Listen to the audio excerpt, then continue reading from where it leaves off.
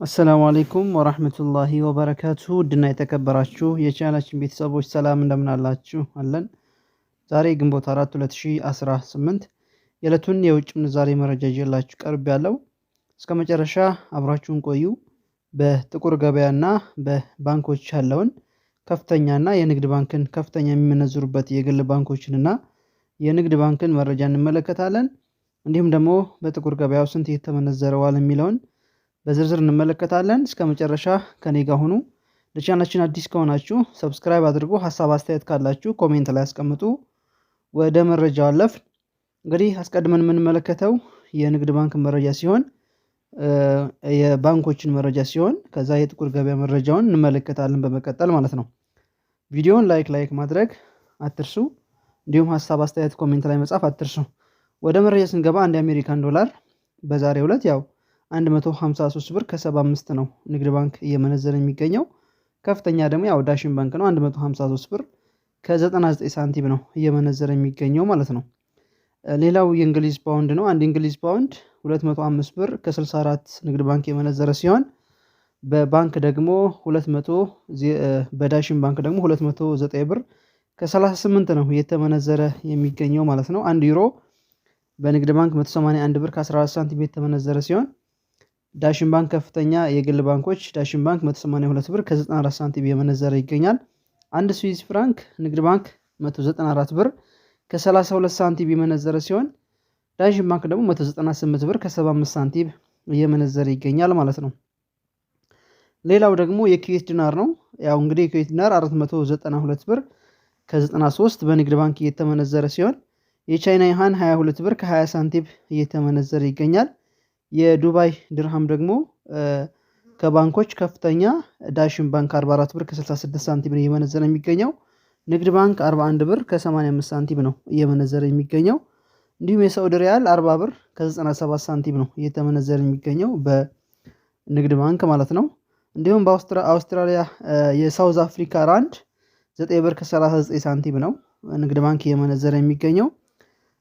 ዳሽን ባንክ ደግሞ 8 ብር ከ34 ሳንቲም ነው እየመነዘረ የሚገኘው።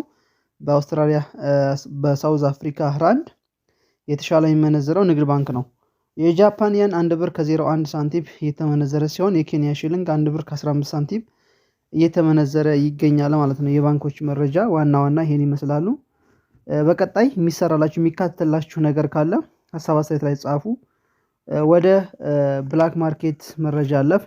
እንግዲህ ብላክ ማርኬቱ ደግሞ እንግዲህ በዛሬው ዕለት የተመነዘረ የሚገኘው አንድ የአሜሪካን ዶላር 184 ብር ከ51 ሳንቲም ነው እየተመነዘረ የሚገኘው። ሌላኛው ደግሞ ዩሮ ነው። አንድ ዩሮ 216 ብር ከ40 ሳንቲም ነው እየተመነዘረ የሚገኘው። ሌላኛው ስዊዝ ፍራንክ ነው። አንድ ስዊዝ ፍራንክ 235 ብር ከ93 ሳንቲም እየተመነዘረ ሲሆን አንድ ካናዳ ዶላር ደግሞ 134 ብር ከ52 ሳንቲም እየተመነዘረ ይገኛል። አንድ አውስትራሊያን ዶላር ደግሞ 133 ብር ከ15 ሳንቲም እየተመነዘረ ሲሆን አንድ የቻይና ዩሃን ደግሞ 27 ብር ከ16 ነው እየተመነዘረ የሚገኘው።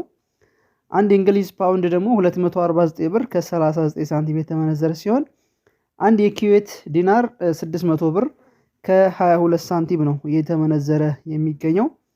አንድ የዱባይ ድርሃም 50 ብር ከ25 ሳንቲም እየተመነዘረ ሲሆን አንድ የሳዑዲ አረቢያ ሪያል ደግሞ 49 ብር ከ59 ሳንቲም ነው እየተመነዘረ የሚገኘው። አንድ ኦማን ሪያል ደግሞ 479 ብር ከ89 ሳንቲም እየተመነዘረ ሲሆን አንድ የጆርዳን ዲናር 260 ብር ከ29 ሳንቲም እየተመነዘረ ይገኛል። አንድ የባህሬን ዲናር ደግሞ 489 ብር ከ04 ሳንቲም እየተመነዘረ ሲሆን አንድ የኳታር ሪያል ደግሞ 50 ብር ከ63 ሳንቲም ነው እየተመነዘረ የሚገኘው። የግብፅ ፓውንድ 3 ብር ከ48 ሳንቲም እየተመነዘረ ሲሆን አንድ የቱርክ ሊሬ 4 ብር ከ13 ሳንቲም እየተመነዘረ ይገኛል። ለዛሬ ያስኩላችሁ መረጃ ይሄን ይመስላል። እንደተመቻችሁ ተስፋ አደርጋለሁ። በቀጣይ የሚስተካከል ነገር ካለ ሀሳብ አስተያየታችሁን ኮሜንት ላይ አስቀምጡልኝ። ሁላችሁም የሚጨመር የሚቀንስ ነገር ካለ የሚስተካከል ነገር ካለ መቅደም ያለበት ካለ በቅደም ተከተል የምናቀርብላችሁ ነው የሚሆነው።